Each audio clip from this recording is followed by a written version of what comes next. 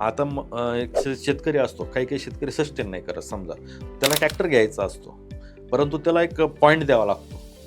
Subsidy मिळते ना, मग तो तयार तरी होतो, त्याची हिंमत नाही होत, तो त्याचा डिसिजन तरी घेतो. एंट्री पॉईंट हा एंट्री पॉईंट होतो, आणि त्याने एंट्री पॉईंट केला की मग तो त्याला सुरुवात करतो. आणि ती खरी जी म्हणतो ना शेतीमधली जी सुरुवात होती ना त्याची कोणत्याही पॉईंटची, तर अनुदान मिळतंय ना, मग त्याला एक थोडासा दिलासा मिळतो. नाही, मला अनुदान मिळतंय ना, मग मी सुरू करतो, आणि मग तो ते सुरू करतो. एखादं मशीन त्याला घ्यायचं नसतं, पण मग तो काय करतो, त्याची गरज तयार होती. सबसिडी मिळते म्हणून तो त्याची गरज पण तयार करतो, असं पण आहे.